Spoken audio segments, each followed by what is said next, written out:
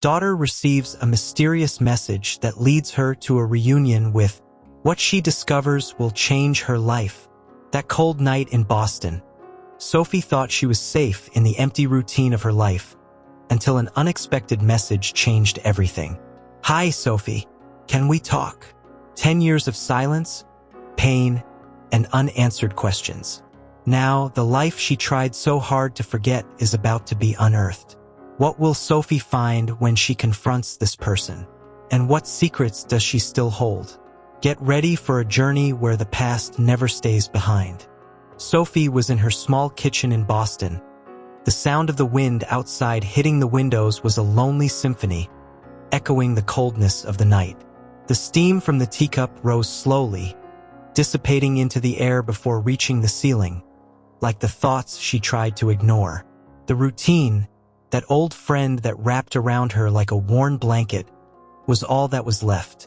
Work, home, maybe an outing with friends, but always returning to the emptiness of the apartment. A place that once had laughter, now only whispers and shadows filled the silence. The distance she placed between herself and her mother was not a lack of love. It was survival. Every visit, every word exchanged, was a stab that reopened wounds never truly healed. The name Mark was a taboo, a ghost that refused to rest. 10 years, a whole decade since her father disappeared, dissolving into the fog of time as if he had never existed. Before, he was the hero, the pillar of her childhood. Now he was an absence, a void she never knew how to fill. When the phone buzzed on the table, Sophie barely paid attention. She was used to useless notifications, messages from friends, or alerts about discounts she would never use. But that message made the world stop. Hi, Sophie. It's Dad. Can we talk? The blood froze in her veins. The teacup nearly slipped from her trembling hand. She reread those words repeatedly, doubting her sanity more and more each time. Dad? That man who left without even a goodbye. Now, after all this time, dared to appear with a simple, casual message, as if it were a mere detail he had forgotten. Anger, confusion, a bitter mix of feelings that rose like a lump in her throat. She was one step away from deleting the message, from rejecting that false hope. But something stopped her. Maybe it was that little girl who still lived inside her, the one who stayed up at night waiting for her father to return from work. Her fingers hesitated over the screen, typing and deleting words that never seemed right. What do you say to a ghost? How do you deal with the return of someone who never really left your mind? Finally, she typed, "How can I know it's really you?" The response came so quickly that it made her recoil. "I know you still have that old book we used to read together, Where the Wild Things Are. It's on your shelf next to the bed. I gave it to you on your 5th birthday." Sophie looked at the shelf where the book had been for years, untouched, but always present. Every word in the message was a blade, cutting through her defenses. Yes, it was true. Only he could know that, but that only made it worse. What did he want? Why now? Sophie's mind was spinning with a whirlwind of unanswered questions. How dare he appear and open wounds she had fought so hard to close? She typed one last message before anger took over. "Why did you leave me?" She hit send, knowing that nothing in the world could prepare her heart for what would come next. The echo of sending the message still reverberated in Sophie's head as she remained seated on the couch, the phone gripped in her fingers like an anchor keeping her in the present. But the present seemed to slip from her hands, pulling her back to a past she preferred to forget. The memories, always lurking, now emerged with force, muddling her thoughts, mixing with the anxiety growing with each second of waiting. The last time she saw her father was still etched in her mind like a faded photograph. It was an ordinary day.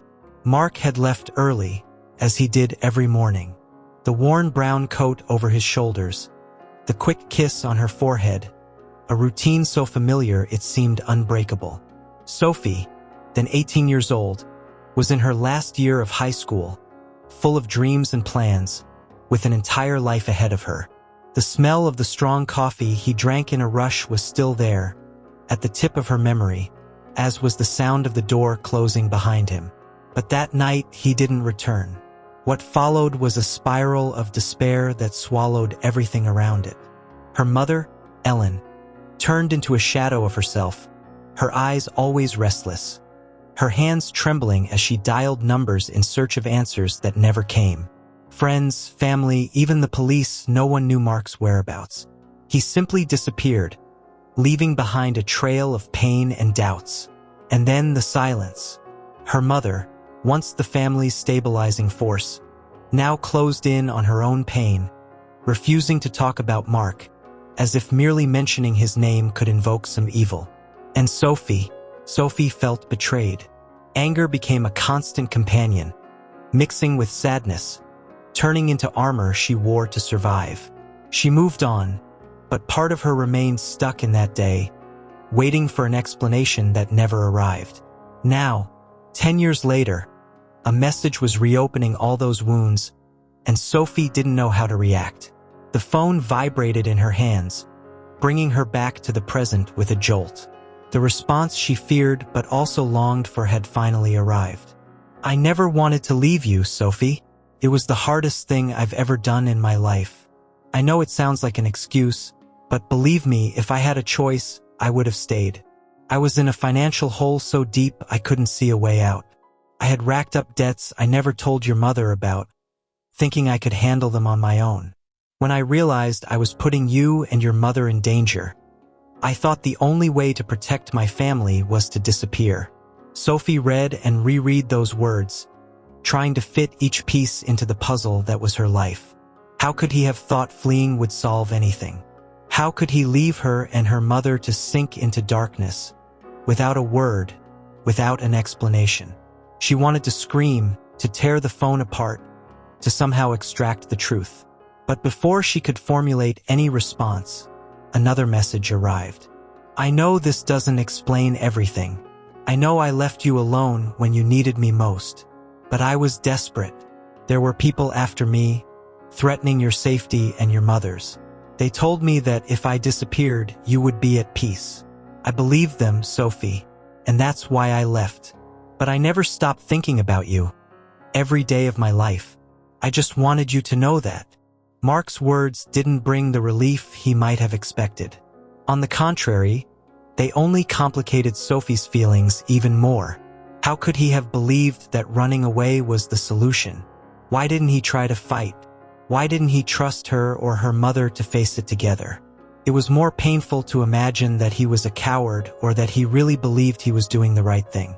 The revelation opened an even bigger void inside Sophie, a void she didn't know how to fill.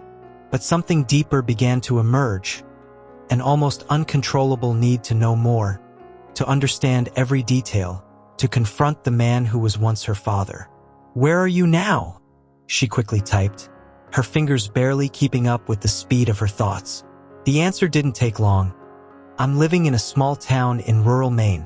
I know you have many questions, and I owe you all the answers. If you want to find me, I'll be waiting for you here. Please, Sophie, give me this chance." Sophie dropped the phone on the couch, her hands trembling, her head spinning. It was as if her whole world was turning inside out. She didn't know what she would do with the answer. Part of her wanted to simply delete the message, pretend none of this was happening. But the other part, the part that still longed for answers, couldn't ignore the call. She needed to confront her past, even if it meant facing the pain head-on with no more hiding places. Boston, usually a refuge for Sophie, felt colder that night. But the cold wasn't coming from outside. It was a cold that was born inside her, spreading like a slow, relentless disease. Mark's words kept replaying in her mind, like a disturbing song, a refrain she couldn't ignore. She was sitting on the couch, motionless, while the world around her crumbled, and the walls of the apartment, which once were her fortress, now closed in on her. That space, which had always been a sanctuary, was now a prison, saturated with memories Sophie never wanted to revisit. The idea of going to meet Mark deeply disturbed her. There was a latent hatred, resentment accumulated over the years. He had destroyed what was left of her childhood, had taken away her security, her stability, the father who was once her hero. And now he dared to ask for a chance? But at the same time, there was a compulsion, an almost physical need to see him, to confront him. Not to forgive him, but to demand answers, to maybe find some peace in the ashes of the past. Sophie got up from the couch, her legs heavy, as if each step brought her closer to an abyss. She walked to the window and looked out at the city. The lights of Boston shone indifferent to her anguish, to the chaos reigning inside her. The streets were wet from the rain that had begun to fall, and the fog forming seemed to swallow the city, a perfect reflection of how Sophie felt. She was lost. There was nowhere to run. The truth was there, naked, brutal, waiting to be faced. Without thinking much, she grabbed the phone and typed a short, definitive response. "I'm coming." There was no turning back. Not after making this decision. Sophie knew she needed to do this, even if the price was revisiting all the wounds she had desperately tried to leave behind. The trip to Maine, which would normally be a simple journey, seemed endless. The roads were winding, lined with dark, threatening trees, as if they were conspiring against her. The sky, heavy and gray, was a constant reminder of the burden she carried. Every mile she traveled, every turn she took, was a battle against fear, against uncertainty. What would she find? What would she say when she saw him? The man she once called father was now a stranger, and the reunion promised to be as unsettling as it was painful. The small town Mark mentioned seemed frozen in time. Old houses, some almost crumbling, lined the narrow streets. There was a strange stillness, as if life there moved at a different pace, distant, disconnected from the world Sophie knew. The disconnection was immediate. She felt she didn't belong there, and it didn't belong to her. Mark had given the address of a simple house on the outskirts of the town. When she saw it, Sophie parked the car and stayed inside for a moment, observing. The house was modest, the paint faded, the windows covered with dust, and the front yard overrun with weeds. Everything there was a painful contrast to the memories she had of the house she grew up in, always meticulously cared for by her mother. It was hard to imagine that her father, the man who had once been a figure of security, now lived in such a neglected place. With her heart pounding, Sophie got out of the car and walked to the door. Each step seemed to sink deeper into a swamp of emotions. When she reached the door, she hesitated. Her hand hovered over the doorbell, indecisive, as if pressing it would cross an invisible line, a point of no return. What would she say? What would he say? The uncertainties paralyzed her. But, taking a deep breath, she finally pressed the doorbell. The sound reverberated through the house, and Sophie felt as if the air around her had been sucked out. Time slowed down, and the footsteps she heard on the other side of the door seemed to drag on forever. When the door finally opened, it revealed a man Sophie barely recognized. Mark was aged, his hair gray and his beard unkempt. The wrinkles on his face were deep, like battle scars fought in silence. But the eyes were the same, though marked by a sadness Sophie couldn't decipher. They stared at each other, father and daughter, without words, without movement, the weight of a decade of silence filling the space between them. Sophie felt a whirlwind of emotions, but none of them could manifest. It was as if time had frozen again. Finally, Mark broke the silence, his voice hoarse, laden with regret. "Sophie, thank you for coming." She remained still, trying to find traces of the father she once knew in the man in front of her. But all she saw was a stranger, a man broken by time, by choices, by guilt. She wanted to scream, to demand answers, but all she could do was nod, unable to utter the words that burned inside her. Mark stepped aside, inviting her in. Sophie hesitated but finally crossed the threshold, feeling as if she was not just entering a house, but a labyrinth of secrets and old pains. And there, in that cramped, dimly lit space, father and daughter prepared to face the ghosts that time could not erase. Inside that house, time seemed to have stopped. The atmosphere was heavy, suffocating, as if the walls carried the weight of all the memories and regrets Mark had accumulated over the years. Sophie entered slowly, feeling the wooden floor creak under her feet, each step echoing as if the house itself protested against her presence. The space was austere, almost empty, with old, worn-out furniture, shrouded in a gloom that made everything seem darker. The smell of mold and tobacco filled the air, a reminder of wrong choices and lost time. Mark closed the door behind her, the click of the lock sounding like a final verdict, sealing their fate that night. Sophie turned to him, waiting for him to say something that would justify all the pain, all the anger she had accumulated over the years. But he seemed as lost as she was, his eyes carrying the weight of a guilt he had never confessed. His attempt to smile was more of a grimace, a failed attempt to break the ice between them. "You've changed a lot," Mark finally said, his voice hoarse and hesitant, as if he was rediscovering the use of words. He tried a smile, but the expression got stuck on his tired face. "Of course you've changed. So much time has passed." Sophie remained silent, his words sounding empty, echoing in a space that had long ceased to believe in promises or excuses.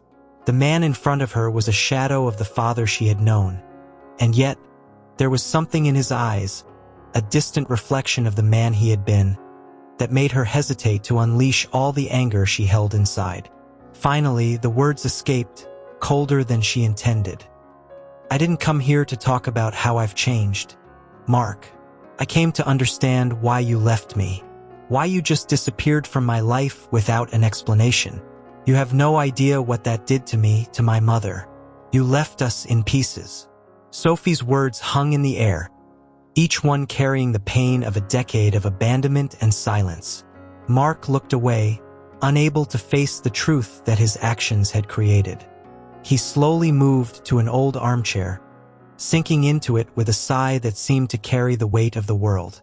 He gestured for Sophie to sit on the sofa opposite him. She hesitated but eventually sat down, maintaining a distance that seemed to be the only thing keeping her steady. "I know I can't undo what I did," Mark began, his voice trembling, each word a visible effort. "And I'm not here to ask for your forgiveness, Sophie. I know that would be asking too much. But please, believe me when I say I never wanted to leave you. It was the only way I found to protect you." "Protect?" Sophie interrupted, incredulity coloring her voice with a bitter tone. "Protect from what, Mark? I still don't understand. You talk as if you were doing us a favor, but you abandoned us. How is that protection?" Mark took a deep breath, clearly trying to muster the strength to respond. He seemed to be searching for words that could explain the inexplicable. "At that time," he began, "I got involved in things I should never have gotten involved in. I was desperate to give you and your mother a better life, but I ended up sinking into debt. Debts with dangerous people who wouldn't hesitate to harm you to get what they wanted." He paused, his eyes fixed on a distant point, as if he was reliving the worst moments of his life. "When I realized I was putting you at risk, the only solution I saw was to disappear. I thought that if I vanished, these people would leave you alone. I was wrong, Sophie. I know that now, but back then, it seemed like the only choice." Sophie stared at him, trying to process what she was hearing. Her father, a man she always believed to be strong, got involved in something so dark? And his solution was to run, to abandon everything? Sophie's mind was spinning, unable to reconcile the image she had of her father with the man in front of her. "You just ran away?" she asked, her voice low, almost a whisper. "You thought disappearing would solve everything? And what about us? You left me and my mother alone with nothing." Mark nodded slowly, the guilt etched on his face like an indelible mark. "I know, and I hate what I did. But at the time, the fear, The fear that something would happen to you was bigger than anything else. I thought that by leaving your lives, I was protecting you. But I was wrong. I know that now. The silence that followed was thick, almost suffocating. Sophie leaned back on the sofa, fighting against the tears that threatened to fall. She wanted to scream, to pour out all the anger she still felt. But Mark's words, as confused and painful as they were beginning to make some sense. Perhaps, in his mind distorted by fear, he really believed he was doing the best. "So you lived all this time here, alone?" she asked, her voice softer, but still filled with pain. Mark nodded again. "Yes, alone. Without knowing if you were okay. Without knowing if you could ever forgive me. I just wanted you to be safe, and this seemed like the only way. But I was wrong, Sophie. I was so wrong." Sophie looked at him, trying to see beyond the broken man he had become, trying to find traces of the father she loved. But all she found was deep sadness, an abyss of regret that couldn't be filled with words. She knew she couldn't forgive him easily, but for the first time in a long time, she felt a small spark of hope. Maybe, just maybe, they could start to rebuild what was destroyed. The air in the small room seemed heavy, laden with everything that had been said and, most importantly, with everything that was yet to be revealed. Sophie and Mark sat facing each other, separated by a small table, but united by the abyss of pain and regret they both carried. Sophie wasn't sure what she expected to find there, but the need for answers, for understanding, was greater than any fear or resentment. Mark took a deep breath, his eyes fixed on the floor, as if he couldn't look at his daughter for too long. He knew he was about to share the hardest part of his story, the truth he had kept buried for so long, that now corroded him from the inside. When he finally began to speak, his voice was low, almost a whisper, as if revealing a secret that was too painful even for him to admit. "Sophie, I know it's hard for you to understand why I did what I did, but I need to tell you everything, even if it makes me seem even worse in your eyes." Sophie watched him closely, her heart racing. She knew she was about to hear something that would change everything. She nodded slowly, indicating that she was ready to listen, though inside she felt a mix of anxiety and fear of what was to come. Mark continued, his voice full of regret. "When everything started to fall apart, I was already involved in a risky business, something that promised a big financial return. I wanted to give you the future you deserved, something I never had. But I was naive, Sophie. I fell into a trap, a scheme that seemed perfect, but ended up draining everything I had. And then the debts started to pile up." He paused, running a hand through his gray hair, a gesture that betrayed his nervousness. "The men who tricked me, they weren't ordinary people. They were con artists, yes, but with dangerous connections, people who wouldn't hesitate to use violence to get what they wanted. When they realized I had no way to pay, the threats began. First, they were subtle warnings, but then they started talking about you and your mother." Mark's words hung in the air, and Sophie felt a shiver run down her spine. The thought that her life and her mother's had been at risk because of her father's choices was disturbing. She couldn't imagine what he must have felt knowing that his family was in danger, but at the same time, she couldn't forgive him for choosing to leave instead of facing the problem. "I thought that if I disappeared, they would lose interest in you. I was wrong, but at that time it seemed like the only option. I believed that by disappearing you would be safe. I followed their orders, left everything behind, and came to this place, where no one knew me. And I lived with the weight of that choice every day since then." Sophie felt the tears start to roll down her face, but she didn't wipe them away. It was as if she needed to feel that pain, to let it flow so that maybe, one day, it could begin to heal. "And you never thought about coming back? Never thought about looking for us? Trying to fix things?" Her voice was full of sadness, but also a desperate need to understand. Mark shook his head, the pain evident in his eyes. "I thought about it every day, but the shame, the fear that you would never forgive me, I just couldn't. I convinced myself that you were better off without me. But I was wrong, Sophie. I was so wrong. The silence that followed was almost unbearable. Sophie stood up, unable to remain seated, and began to pace the room, trying to process everything she had heard. Her father had been deceived, yes, but the choices he made afterward destroyed the life they knew. You thought abandoning us was the best option, she said, more to herself than to him. But it broke us, Mark. My mother, she was never the same, and I spent years trying to understand why you did this. Mark stood up slowly and took a step towards her, but stopped hesitant, as if knowing that any sudden move might push her away forever. I know, Sophie. I know there's no excuse for what I did. But please, believe me, I just wanted to protect you. Sophie looked at him, her conflicting emotions overflowing. Part of her wanted to hug him, to feel the comfort only a father could offer. But another part, the part that carried the pain and anger of all those years of abandonment, couldn't allow herself to forgive him so easily. You say you wanted to protect us? She murmured, her voice trembling. But the truth is you left us alone, without answers, without direction. I don't know if I can forgive that, Mark.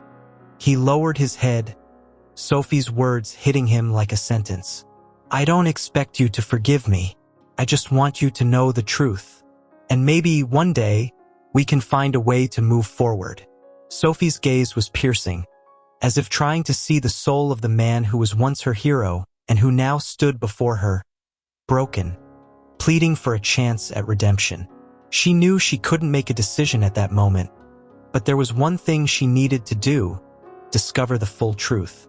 Who were these men? She asked, her voice firm.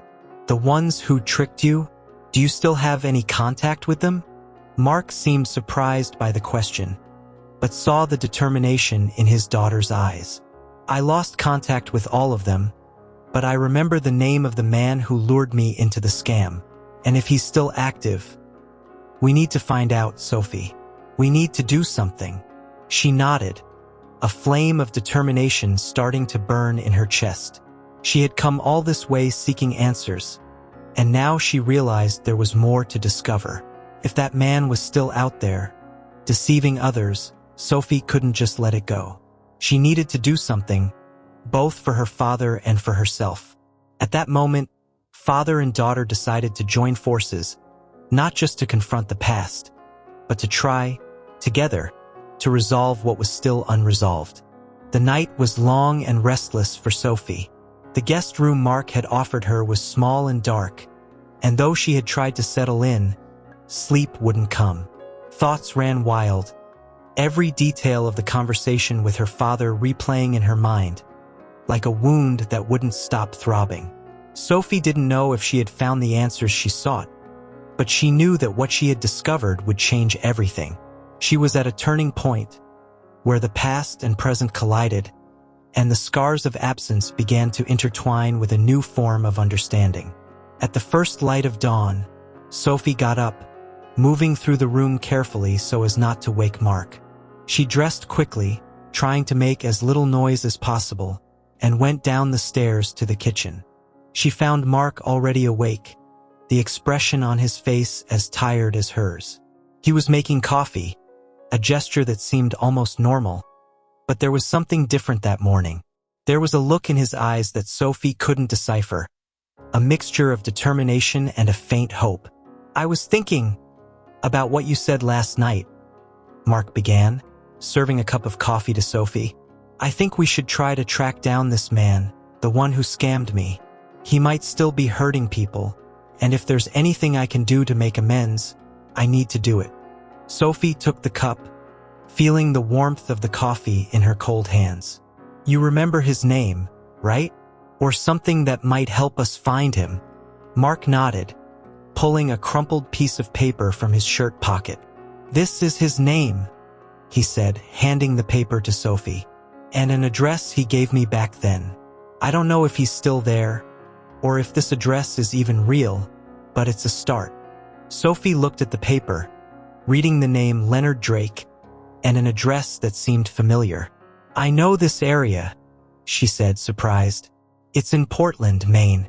We can go there, see what we find. If he's still around, maybe we can learn more. The plan began to take shape, and for the first time in a long time, Sophie felt a strange sense of purpose. She knew that this search was as important to Mark as it was to herself.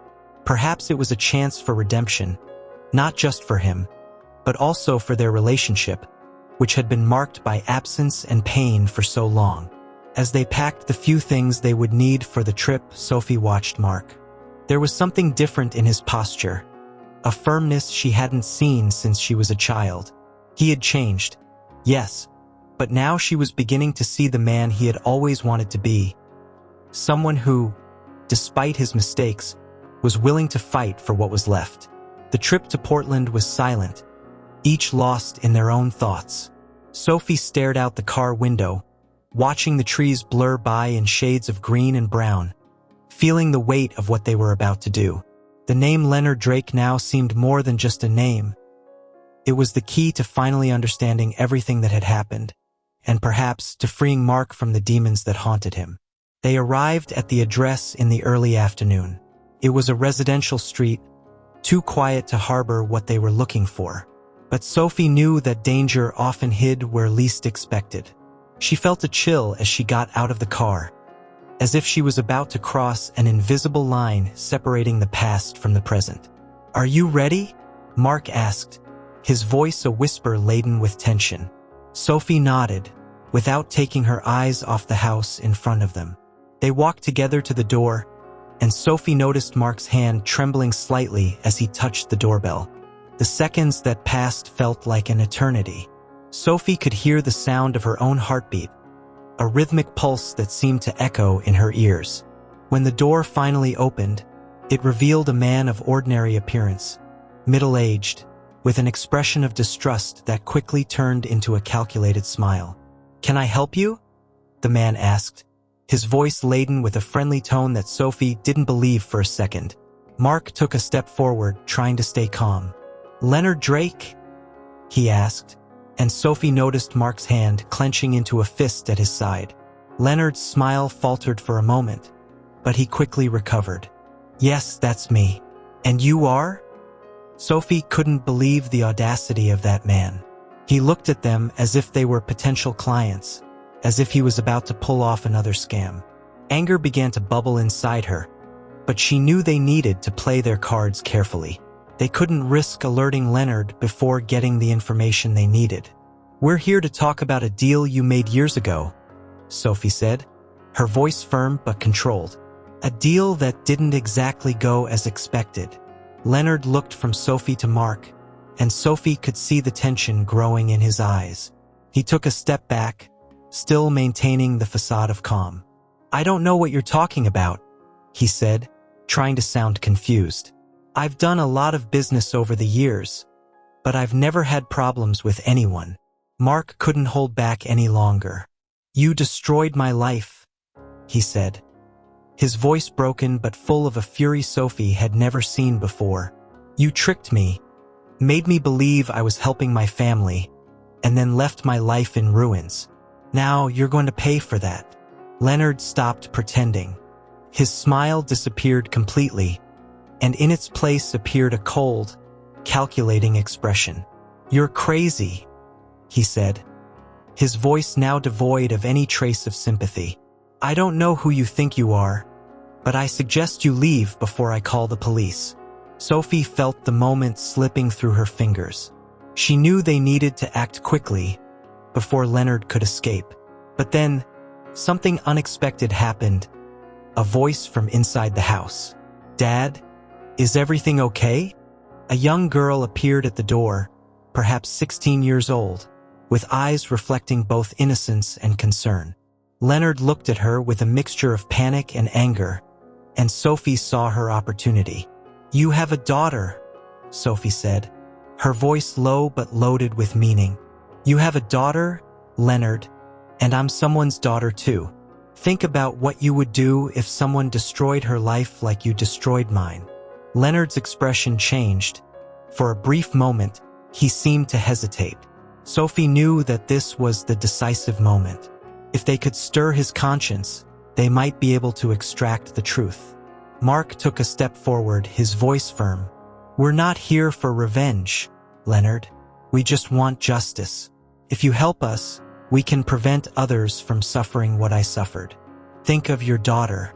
Think about what you want her to learn about you." The silence fell over them, and Leonard looked at his daughter, then at Mark and Sophie. The tension in the air was palpable, but Sophie could see the internal struggle in Leonard. Finally, he took a deep breath and stepped aside, opening the door for them to enter. "You have 5 minutes," he said, his voice laden with resignation. "I'll tell you everything I know, but after that, I never want to see you again." Sophie and Mark exchanged glances, knowing they were about to get the answers they had been searching for. They followed Leonard into the house, aware that this moment could be the turning point, or not just for the past they were trying to resolve, but for the future they might still build.